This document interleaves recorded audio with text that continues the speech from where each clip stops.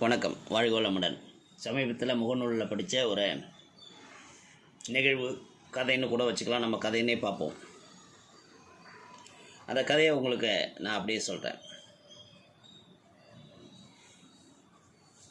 Teacher, உங்களுக்கு என்னை ஞாபகம் இருக்கா? இப்படி கேட்குறாரு. சாலையோரம் நடந்து சென்ற பவானி டீச்சர் பின்னால் இருந்து ஒருவர் அப்படி அழைக்கிறது கேட்டது. அதுக்கு அந்த பவானி டீச்சருங்கிறவங்க வயோதிகத்தில் நடந்து போயிட்டுருக்குறாங்க. யாருன்னு புரியலையேப்பாங்கிறாங்க.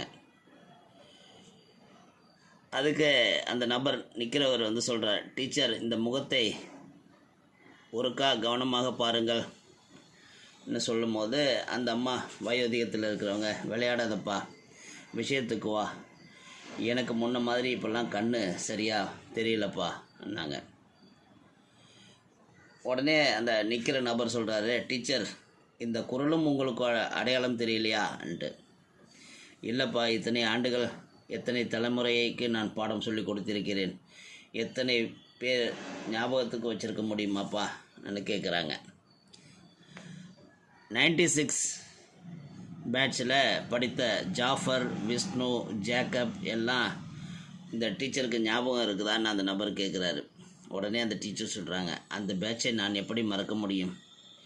என் ஆசிரிய வாழ்க்கையில் அதை விட பிடித்த பேட்சு வேறு எதுவும் எனக்கு இல்லை. சரிப்பா, அந்த பேட்சில் நீ யாருன்னு கேட்குறாங்க. உடனே அந்த நபர் சொல்கிறாரு, டீச்சருக்கு அந்த பேட்சில் இருந்த திருடன் ஜேக்கப் ஞாபகத்தில் இருக்குதான்னு கேட்குறாரு. உடனே அந்த அம்மா, டீச்சர் அம்மா சொல்கிறாங்க, டேய், நீ அவனை அப்படி சொல்லாத, அவன் ஒரு பாவம், அவன் திருடன் இல்லை என்ன அந்த அம்மா பதறி போய் சொல்கிறாங்க. டீச்சர், இன்னும் நீங்கள் அவனுக்கு தான் சப்போர்ட் பண்ணுறீங்களா? அவன் திருடுறதை நான் தான் பார்த்திருக்கேனே, அப்போவும் அவனுக்கு சப்போர்ட் பண்ணி காப்பாற்றி விட்டது நீங்கள் தானே என்ன அந்த பழைய நினைவுகளை நினைவு கூறுறாரு அந்த நிற்கிற நபர். ஆம், நான் அவனை காப்பாற்றினேன். ஏன்னா அவனை பற்றி உங்களுக்கு தெரியாத பல விஷயங்கள் எனக்கு தெரியும். இன்னொன்று அந்த நபர் கேட்குறாரு, அது என்ன டீச்சர்? அதுப்பா, அந்த ஜேக்கப்போட வாழ்க்கை நிலை அப்போது அப்படித்தான் இருந்தது. வீட்டில் ஒருவேளை உணவு கூட இல்லாத குடும்பம். ஜேக்கப் பற்றி சொல்ல சொல்ல டீச்சரின் கண்களில் கண்ணீர் நிறைந்தது. அவர் இறுதியில் அழ ஆரம்பித்தார். டீச்சர், அழாதீங்க, டீச்சருடைய பிரார்த்தனை வீண் போகவில்லை. ஏன் அப்படி சொல்கிறாய்? நீ அவனை பிறகு பார்த்தாயான்னு அந்த நபர்கிட்ட கேட்குறாங்க அந்த டீச்சர்.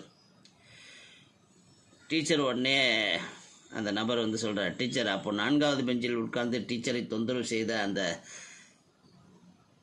ஜேக்கப்ங்கிற திருடன் நான் தான் டீச்சர் என்ன சொல்லி அந்த நிற்கிற நபர் சொல்கிறாரு. அதை கேட்டவுடன் டீச்சர் அவனை கட்டிப்பிடித்தார். அடக்க முடியாத மகிழ்ச்சியில் கண்ணீர் அவர் கண்களில் இருந்து தாரை தாரையாக வழிந்தது. சாமி, இது நீ என்கிட்ட இவ்வளோ நேரமாக ஏன் சொல்லலைன்னு கேட்குறாங்க. டீச்சருக்கு என்னை பற்றி அந்த பழைய பாசம் இன்னும் நினைவிருக்கிறதா என்பதை தெரிந்து கொள்வதற்காக தான் நான் உங்களை இப்படிலாம் கேள்வி கேட்டுக்கிட்டு இருந்தேன். நான், அப்படியா, சரி, இப்படி வேஷம் போட்டு இருக்கிறாய், இப்போ என்ன வேலை செய்கிறாய் என்று கேட்குறாங்க. ஏன்னா அப்போ தான் அந்த நபரோட உடைகளை பார்க்குறாங்க. அவர் ஒரு போலீஸ்ங்கிற உடையில் நிற்கும் போது, சரி, இப்போ வேஷம்லாம் போட்டிருக்குற, இப்போ என்ன வேலை செஞ்சிட்ருக்குறேன்னு கேட்குறாங்க அந்த டீச்சர். இது வேஷம் இல்லை டீச்சர், நான் இப்போது இங்கே இருக்கும் போலீஸ் ஸ்டேஷனில் எஸ்ஐயாக இருக்கிறேன். அதுக்கு அந்த டீச்சர் ஆச்சரியப்பட்டு கேட்குறாங்க, உண்மையாடா? நான் கேட்குறது நிஜமா? டீச்சருக்கு நம்ப முடியவில்லை என்ன ஆச்சரியமாக சொல்கிறாங்க. ஆமாம் டீச்சர், நான் இப்போது ஒரு போலீஸ் அதிகாரி. ஒரு முட்டாய் வாங்கி தின்ன வேண்டும் என்கிற ஆசையில் அப்போது எடுத்த அந்த 5 ரூபாய் என்னை மற்றவர்கள் முன் திருடன் என்று நிறுத்தியது.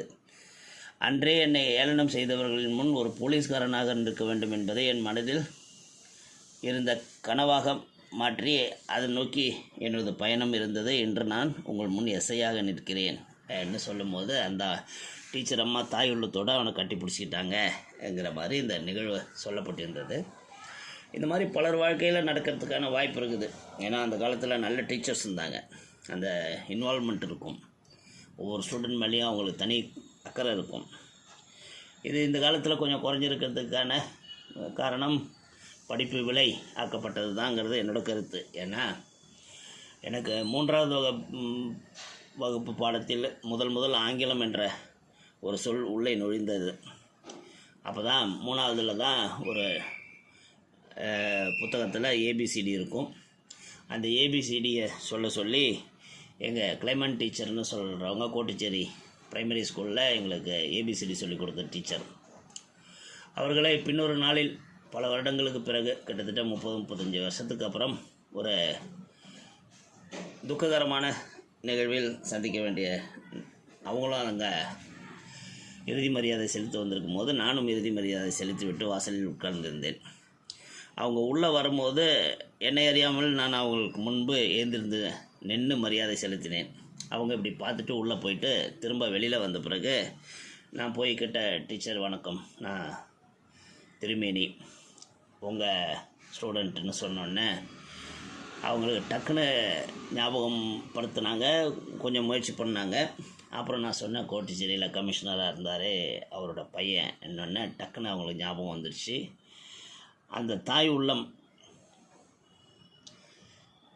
தன்னோட ஸ்டூடெண்ட்டு மேலே பொதுவாக ஆசிரியர்களுக்கு இருக்கிற அந்த பாசங்கிறது என்னை கட்டி பிடிச்சி உச்சியில் முத்தம் கொடுத்து என் நெத்தியில் ஒரு சிலுவை குறியிட்டு என்னை வாழ்த்தியது இந்த பதிவை படிக்கும்போது ஞாபகம் வருது. ஸோ இப்படி தான் பலருக்கும் இருக்கும் என நம்புகிறேன். ஸோ அதனால் இந்த மாதிரி ஒரு கதையாக இதை எடுத்துக்கிட்டோம்னா உங்களோட ஃபோக்கஸ், உங்களோட குறிக்கோள், உங்களோட வைராக்கியம் உங்களை உயர்ந்த இடத்துக்கு வாழ்வில் கொண்டு சேர்க்கும்ங்கிறத மனசில் வச்சுங்க. அதனால் உங்களோட டிட்டர்மினேஷன், அந்த டிட்டர்மினேஷன் உங்களை கரை சேர்க்கும். இந்த மாதிரி நிகழ்வுகள் அதாவது ஒரு இடத்தில் விழுந்தோம் என்றால் அங்கேயே எழுந்து சாதிக்க வேண்டும் என்ற வெறி உங்களுக்குள் உருவாக வேண்டும். அதுதான் இந்த கதையோட சாராம்சம். அதனால் பிள்ளைகளுக்கு எடுத்து சொல்லுங்கள், வாழ்வில் சாதிக்க வேண்டுமென்றால் குறிக்கோள் என்பது அவசியம் என்று. வாழ்க வளமுடன், நலமே சொல்க.